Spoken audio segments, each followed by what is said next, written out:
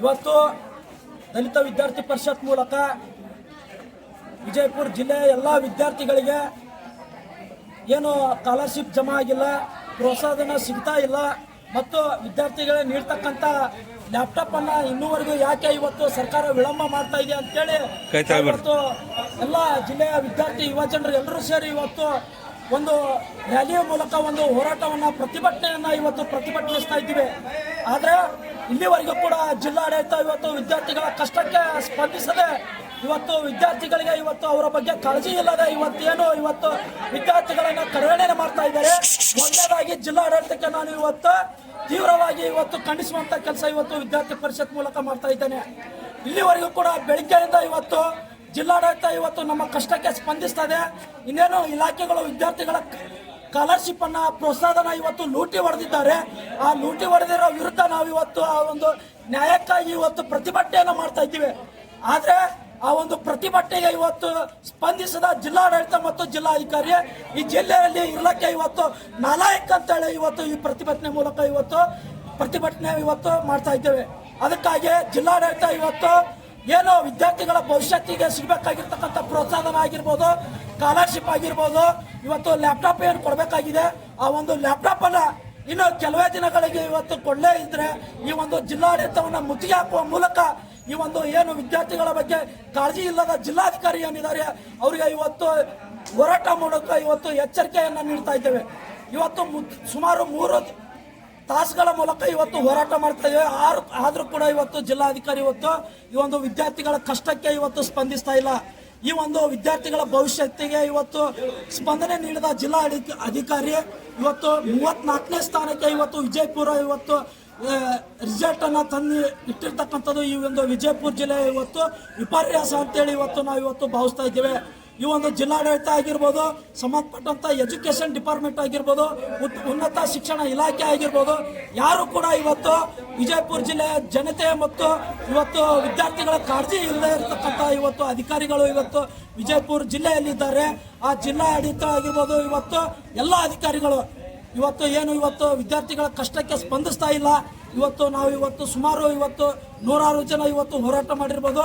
ಮುಂದಿನ ದಿನಮಾನಗಳಲ್ಲಿ ಈ ಒಂದು ಭ್ರಷ್ಟ ಜಿಲ್ಲಾಧಿಕಾರಿ ಏನಿದ್ದಾರೆ ಇವರನ್ನ ಜಿಲ್ಲೆಯಿಂದ ಓಡಿಸುವವರೆಗೂ ನಾವು ಈ ಹೋರಾಟವನ್ನು ಇಲ್ಲಿಗೆ ಬಿಡುವುದಿಲ್ಲ. ಈ ಹೋರಾಟ ನಮ್ಮದು ಪ್ರಾರಂಭ ಇದೆ. ನೀವು ಯಾವತ್ತೂ ವಿದ್ಯಾರ್ಥಿಗಳ ಭವಿಷ್ಯತ್ತಿಗೆ ಸ್ಪಂದಿಸಿಲ್ಲ. ಈ ಒಂದು ಜಿಲ್ಲಾಧಿಕಾರಿಗಳು ಉಗ್ರವಾಗಿ ವಿರೋಧಿಸ್ತಾ ಇದ್ದೇವೆ. ಇಡೀ ಸಮಾಜ ನಿಮ್ಮನ್ನು ವಿರೋಧಿಸುವ ಮೂಲಕ ಜಿಲ್ಲಾಡಳಿತ ಶಾಪ ಹಾಕುವಂತ ಒಂದು ಘರ್ಷಣೆ ಜಿಲ್ಲೆಯಲ್ಲಿ ನಡೆದಿದೆ ಅಂತೇಳಿ ನಿಮಗೆ ಎಚ್ಚರಿಕೆ ಕೊಡ್ತಾ ಇದ್ದೇನೆ. ಇನ್ನೂವರೆಗೂ ಕೂಡ ಜಿಲ್ಲಾಧಿಕಾರಿಗಳು ವಿದ್ಯಾರ್ಥಿಗಳ ಕಷ್ಟಕ್ಕೆ ಸ್ಪಂದಿಸಿಲ್ಲಪ್ಪ ಅಂತಂದ್ರೆ ಜಿಲ್ಲಾಧಿಕಾರಿಗಳು ಏನ್ ಮಾಡ್ತಾ ಇದ್ದಾರೆ, ಇವರು ವಿದ್ಯಾರ್ಥಿಗಳ ಬಗ್ಗೆ ಯಾವ ರೀತಿಯ ಕಾಳಜಿ ಇದ್ದಾರಪ್ಪ ಅಂತೇಳಿ ಜನಸಾಮಾನ್ಯರು ತಿಳ್ಕೊಬೇಕಾಗಿರ್ತಕ್ಕಂಥದ್ದು ನಮ್ಮ ಕಣ್ಣು ಮುಂದೆ ಕಾಣ್ತಾ ಇದೆ. ಅದಕ್ಕಾಗಿ ಕೂಡಲೇ ಜಿಲ್ಲಾಡಳಿತ ಆಗಿರ್ಬೋದು, ಸಂಬಂಧಪಟ್ಟಂತ ಇಲಾಖೆಗಳಾಗಿರ್ಬೋದು, ವಿದ್ಯಾರ್ಥಿಗಳ ಕಷ್ಟಕ್ಕೆ ಸ್ಪಂದಿಸಬೇಕಂತೇಳಿ ಈ ಒಂದು ಹೋರಾಟದ ಮೂಲಕ ನಾವು ಉಗ್ರವಾಗಿ ವಿರೋಧಿಸ್ತಾ ಇದ್ದೇವೆ. ನಿಮ್ಮನ್ನ ಕೂಡಲೇ ನಮ್ಮ ಒಂದು ಕಷ್ಟವನ್ನ, ನಮ್ಮ ಒಂದು ಏನು ಬೇಡಿಕೆಗಳಿದಾವೆ ಕೆಲವೇ ದಿನಗಳಲ್ಲಿ ನೀವು ಈಡೇರಿಸಬೇಕು. ಈ ಒಂದು ಎಲ್ಲ ಸಮಸ್ಯೆಗಳಿಗೂ ಪರಿಹಾರ ನೀಡಬೇಕಂತೇಳಿ ಮತ್ತೊಮ್ಮೆ ಜಿಲ್ಲಾಡಳಿತಕ್ಕೆ, ಈ ಒಂದು ಭ್ರಷ್ಟ ಜಿಲ್ಲಾಧಿಕಾರಿಗಳಿಗೆ ನಾನು ಎಚ್ಚರಿಕೆ ನೀಡ್ತಾ ಇದ್ದೇನೆ. ಈ ಹೋರಾಟದ ಮೂಲಕ ನಿಮ್ಗೆಲ್ಲರಿಗೂ ಕೂಡ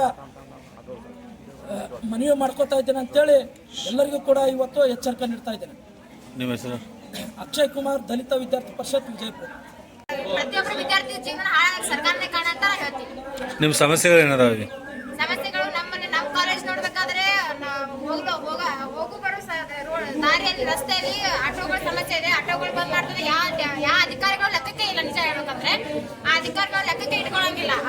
ನಾವು ಅಲ್ಲಿ ಸಿಕ್ಕಾಪಟ್ಟೆ ಮಳೆ ಆದ್ರೆ ಸಿಕ್ಕಾಪಟ್ಟೆ ರಸ್ತೆ ನೀರು ಸಿಕ್ಕಾಪಟ್ಟೆ ನೀರು ಇರುತ್ತೆ. ಅದನ್ನ ಶೌಚಾಲಯಗಳಿಲ್ಲ, ನಿಜ ಶೌಚಾಲಯಗಳಿಲ್ಲ, ಕಟ್ಟಡಗಳಿಲ್ಲ, ಕ್ಲಾಸ್ ರೂಮ್ಗಳಿಲ್ಲ, ಕೂಡಕ್ಕೆ ರಸ್ತೆಗಳಿಲ್ಲ, ರಸ್ತೆಗಳಲ್ಲಿ ಹೋಗಲು ಬರಲು. ಅದರಲ್ಲಿ ನಮ್ಮ ಹೆಣ್ಮಕ್ಳ ಕಾಲೇಜಿಂದ ಸಿಕ್ಕಾಪಟ್ಟಿ ಆಟೋಗಳು ಆಯ್ತವೆ. ಆಟೋಗಳನ್ನ ಬಂದ್ ಮಾಡಿಸ್ಬೇಕು. ಆಟೋಗಳನ್ನ ಬಂದ್ ಮಾಡಿಸಿ ನಮ್ಮ ಕಾಲೇಜನ್ನು ಅಭಿವೃದ್ಧಿಗೊಳಿಸ್ಬೇಕಂತ ನಾವು ಸರ್ಕಾರಕ್ಕೆ ಮನವಿ ಮಾಡ್ಕೋತೀವಿ. ಇಷ್ಟೊತ್ತನ ಬಂದಿದ್ರು ಡಿ ಸಿ ಅಧಿಕಾರಿಗಳಿಗೆ ನಮ್ಮ ಪ್ರತಿಭಟನೆ ಅವ್ರಿಗೆ ಲೆಕ್ಕಕ್ಕಿಲ್ಲ ಅಂದಾಗ ಇನ್ನು ನಮ್ಮ ಪ್ರತಿಭಟನೆ ಸಾಲ್ವ್ ಮಾಡುತ್ತೆ, ನಮ್ಮ ಸಮಸ್ಯೆಗಳನ್ನು ಬಗೆಹರಿಸ್ತಾರಂತ ನಾವು ಯಾವ ಭರವಸೆ ಇಟ್ಕೋಬೇಕು. ಇಷ್ಟೊತ್ತನ 2-3 ಗಂಟೆ ಅಂತ ಬಂದ್ ಕೂತೀವಿ ಅಂದ್ರೆ ನಮ್ಗೆ ಬೆಲೆನೇ ಇಲ್ಲ. ಅವರಿಗೆ ಬೆಲೆ ಇಲ್ಲ, ನಾವೇ ಬೆಲೆ ಕೊಡ್ಬೇಕು ಅವ್ರಿಗೆ. ಇವಾಗ ಅದಕ್ಕೆ ಪ್ರತಿ ಪ್ರತಿಯೊಂದು ವಿದ್ಯಾರ್ಥಿಗಳ ಸಮಸ್ಯೆ, ಪ್ರತಿಯೊಬ್ಬರು ಕಾಲೇಜ್ ಸಮಸ್ಯೆಗಳನ್ನು ಪ್ರತಿಯೊಂದು ಸರ್ಕಾರವು ಬಗೆಹರಿಸಬೇಕಾಗಿ ನಾವು ಇಷ್ಟ ಕೇಳ್ಕೊತೀವಿ. ಹೆಸರು ಹೇಳಿ. ಸೌಮ್ಯ ಕೊಟ್ಟಿದ್ದಾರೆ ಮತ್ತೆ ಯಾವ ವಿದ್ಯಾರ್ಥಿಗಳಿಗೆ ಕೊಟ್ಟಿಲ್ಲ, ಇನ್ನೂ ಕೊಡಬೇಕಾಗಿದೆ ಅಂತಕ್ಕಂಥದ್ದು ಸ್ಪಷ್ಟಪಡಿಸಬೇಕು ಹೋರಾಟದಲ್ಲಿ ಅಂತೇಳಿ ನಾವು ಕೇಳಿದ್ವಿ. ಆದ್ರೂ ಕೂಡ ಯಾವುದೇ ಅಧಿಕಾರಿ ಕೂಡ ಇಲ್ಲಿವರೆಗೂ ಬಂದಿಲ್ಲ. ಬಂದೇ ಇರ್ತಕ್ಕಂಥದ್ದು ಇವತ್ತು ನೀವು ವಿಚಾರಣೆ ಮಾಡಬೇಕು. ಇನ್ನೊಂದೇನಪ್ಪ ಅಂತಂದ್ರೆ ಎಲ್ಲ ಇಲಾಖೆಯಲ್ಲಿ ವಿದ್ಯಾರ್ಥಿಗಳ ಹಣದಲ್ಲಿ ಭ್ರಷ್ಟಾಚಾರ ಇದೆ, ಅದನ್ನು ಪರಿಶೀಲನೆ ಮಾಡಬೇಕು. ಮತ್ತೆ ನಮ್ಮ ವಿದ್ಯಾರ್ಥಿಗಳಿಗೆ ಎಲ್ಲ ಸಮುದಾಯದ ವಿದ್ಯಾರ್ಥಿಗಳಿಗೆ ಲ್ಯಾಪ್ಟಾಪ್ ಬಂದಿಲ್ಲ, ಲ್ಯಾಪ್ಟಾಪ್ ಕೊಡುವಂತ ಒಂದು ವಿಚಾರವಾಗಿ ಸರ್ಕಾರಕ್ಕೆ ಮನವಿ ಮಾಡುವಂತ ಕೆಲಸ ನಾವು ಕೂಡ ಮಾಡ್ತಾ ಇದ್ದೀವಿ, ತಾವು ಕೂಡ ಮಾಡಬೇಕು. ಮುಂದಿನ ದಿನಮಾನಗಳಲ್ಲಿ ಏನಾದರೂ ಒಂದು ವಾರದ ಒಳಗಡೆ ಅಲ್ಲಿ 15 ದಿನದ ಒಳಗಡೆ ಎಲ್ಲ ವಿದ್ಯಾರ್ಥಿಗಳಿಗೆ ಸ್ಕಾಲರ್ಶಿಪ್ ಕೊಟ್ಟಿಲ್ಲಪ್ಪ ಅಂದ್ರೆ ಜಿಲ್ಲಾ ಇಲಾಖೆಯನ್ನ ಮುತ್ತಿಗೆ ಹಾಕಿ ನಾವು ಹೋರಾಟ ಮಾಡ್ತೀವಿ ಅಂತೇಳಿ ತಮ್ಮಗಳಿಗೆ ನಾವು ಮನವಿಯನ್ನು ಮಾಡ್ಕೊತಾ ಇದ್ದೀವಿ. ಆದರೂ ಕೂಡ ವಿದ್ಯಾರ್ಥಿಗಳ ಹೋರಾಟಕ್ಕೆ ನೀವು ಸ್ಪಂದನೆ ನೀಡಬೇಕು. ಅತಿ ವೇಗವಾಗಿ ನೀವು ಈ ಒಂದು ಹೋರಾಟಕ್ಕೆ ನೀವು ಬೇಡಿಕೆಗಳನ್ನ ಪರಿಹರಿಸಬೇಕಂತೇಳಿ ಮನವಿ ಮಾಡ್ಕೊತಿದ್ದೀವಿ ಸರ್. ಪೂರ್ತಿ ಎಜುಕೇಶನ್ ಸಿಸ್ಟಮೇ ಹಾಳಾಗಿದೆ ಸರ್ ವಿಜಯಪುರ.